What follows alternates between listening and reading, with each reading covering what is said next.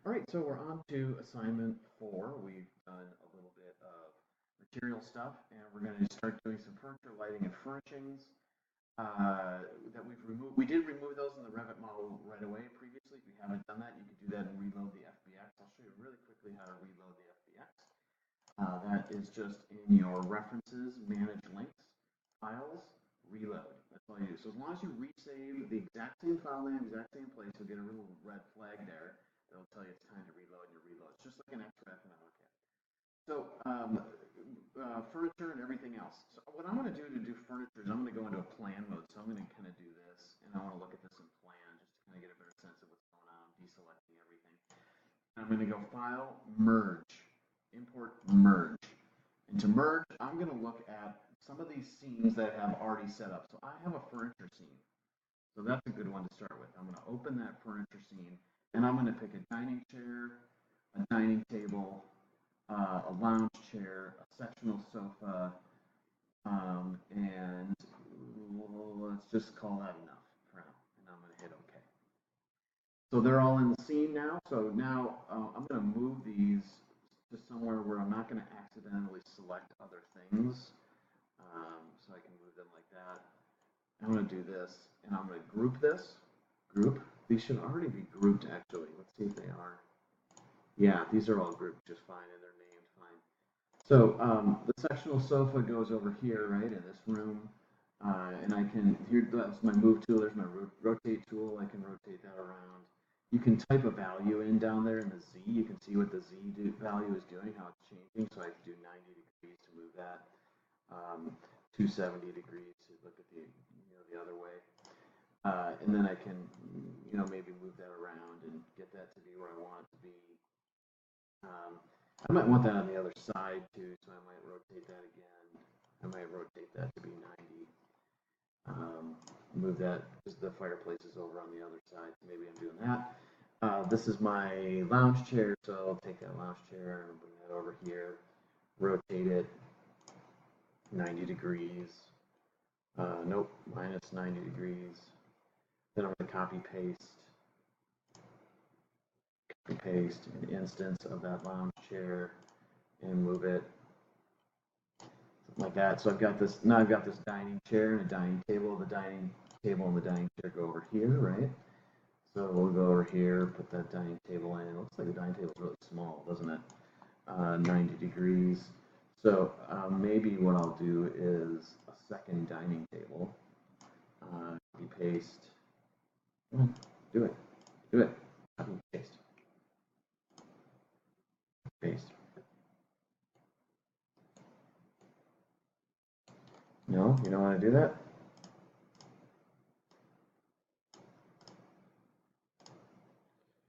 See, it does this way. Edit, clone, instance. Okay. The old-fashioned way. Maybe I'll put these two tables pretty close together, center them on that light. I can hold down a control key to do both. So you kind of have a good reference here, right? So I can copy paste an instance. And then I can select both of these, copy paste both of them as an instance. Then I can select all four, copy paste as an instance, rotate them 180, move them to the other side of the table, and there I go. I've got that set up. So that's what you can start to do and start to furnish things. I also have some furnishings that I can give you.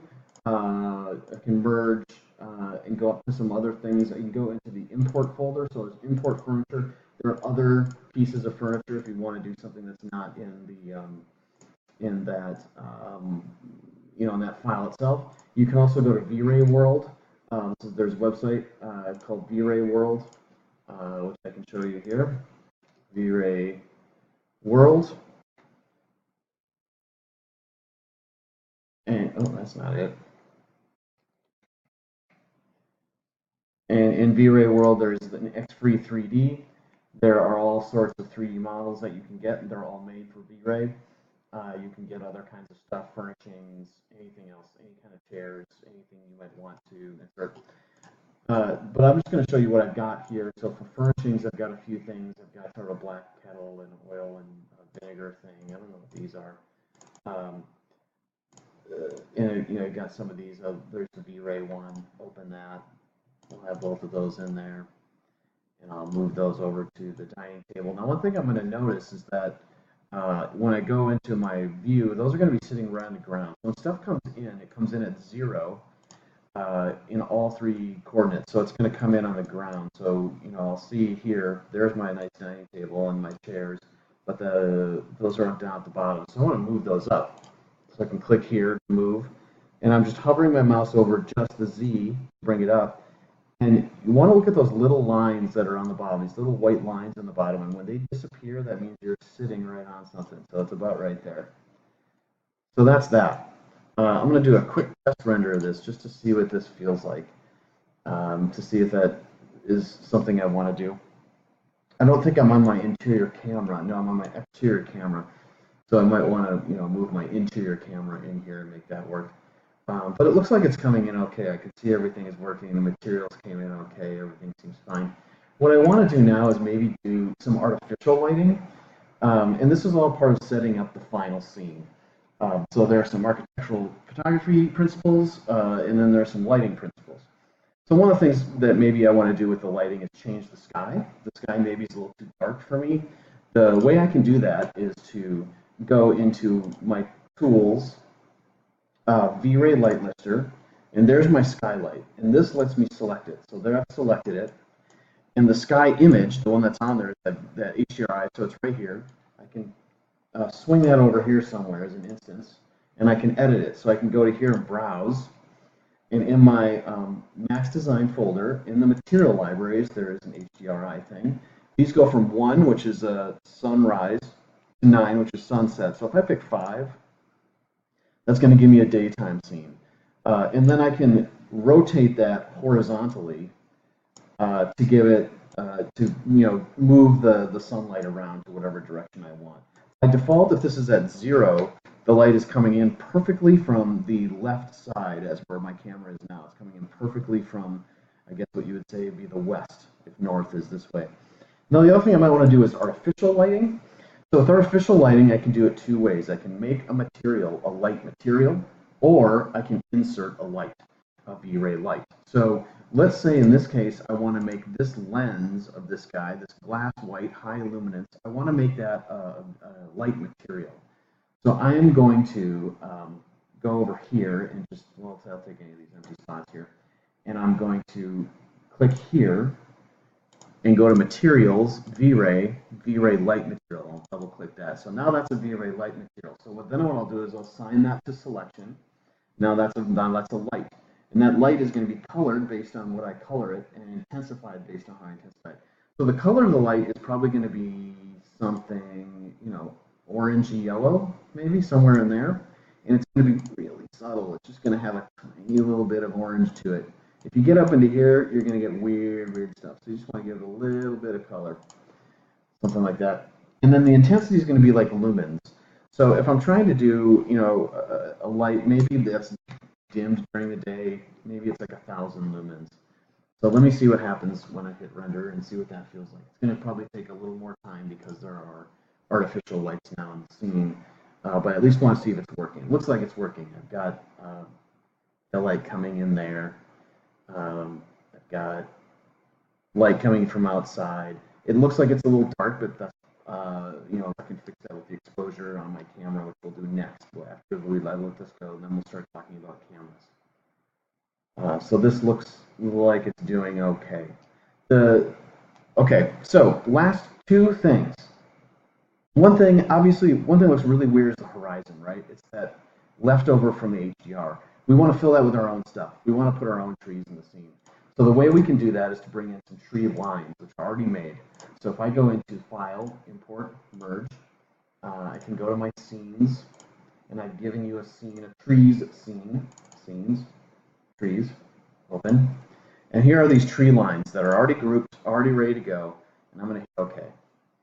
Now they're in the scene. So I'm going to go back to my plan view here and see if I can't maybe move these guys around a little bit.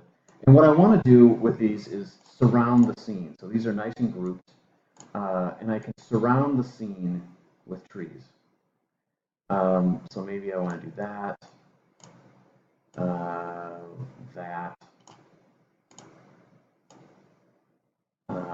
that maybe, and that. So that's kind of a nice wooded scene. You know, I've got, I have, you know, trees in the distance, trees that are close by, and it sort of surrounds, you know, the whole of the scene. Um, Again, I'm not sure if these are the right height, and I'm not sure if I'm filling the horizon. So, you know, what I might want to do is go just look at that in elevation here, because I have topography here. So like these trees over here, I think I'm probably gonna have to push down a little bit um, to get them to sink down in the topography a little bit. These guys maybe are okay where they are. It doesn't hurt to just move them down just a little bit. These look like they might even have to move up a little. You know, you just kind of have to play around and see where these things belong based on where they're at in the topography. Turn this way and just see what's looking like in the other directions. Yeah, well, we'll see how that works. It looks like when I look at it in the scene, like I've got a pretty big gap there, but maybe that's just, you know, something that's happening because I do see trees back there in the distance, and they are there in plan. It might just be that some are closer than others. I'm going to hit the render button and see what happens. One thing you're going to notice really quickly with this render, it's going to be a lot slower. Every layer that we add in, things will get slower. And the other thing that will happen is that the scene will get darker because now we have a lot of trees in it. So we're going to want to adjust that. So it looks like it is working. I can, it's very quickly, I can see that there are trees there. I can see everything's working. I'm just going to shut this down. I'm not going to go too far with it. What I want to do right now is make some cameras, place them, and do some final test renders. So this says exterior, so I'm going to put this as an exterior camera. Let's say I'm going to dolly this out. And we're just going to say that I want this camera to do this view right here. You know, I kind of like that there's a tree in the foreground there. That's kind of cool. So maybe that's my exterior. So now I'm going to go select camera, copy, paste an instance, and I'm going to call that exterior 2. And I'm going to slide that over, and maybe that's going to be right here. You know, maybe it'll be a little detail of the entry, and I'll do that one. And one thing you'll see I'm doing is I'm dollying and I'm sliding so that I don't lose all the verticals stay vertical. That's really important. So now I want to go to my interior scene, cameras interior, and the interior scenes are going to come in a little bit darker because we're inside. So what I want to do is change the shutter speed, and maybe I'll change that shutter speed to like 50. It looks like I have an issue with these guys that need to be moved down. And again, I'm going to watch those lines to see when they disappear. They're going to disappear in a minute. There they go. You know, this probably needs a little bit more setup. I got to get a fireplace in there, but it looks like it's the makings of a pretty good scene. I also, in an interior scene, probably what I want to do is change the focal length to be maybe more like 16 to get more of a wide angle. It just gives me more drama, then I can kind of come in a little bit more and I can do whatever I got to do. So then the last thing I'm going to do is once I get all these set up, you know, I copy paste this one and do an interior 2. And maybe that interior 2 or interior 1 camera, maybe I want to move that around and maybe that wants to be that dining room scene. So that's it. So those are my cameras. If I want to rotate, obviously here's my rotate right there. When you rotate, you want to click and start, and then to avoid this from happening, hold down the shift key, and that will prevent you from losing your vertical select. And then I look at the little furry lines to see when they kind of fill out. So that's how that works. So the last thing you want to do is get all this set up, go into your render setup, go to settings, set this to 0.1, and hit render on all of them. And they'll go nice and fast, and those will be your 4 render setups with light, trees, grass, materials. This is your draft of your final render. End of assignment 4.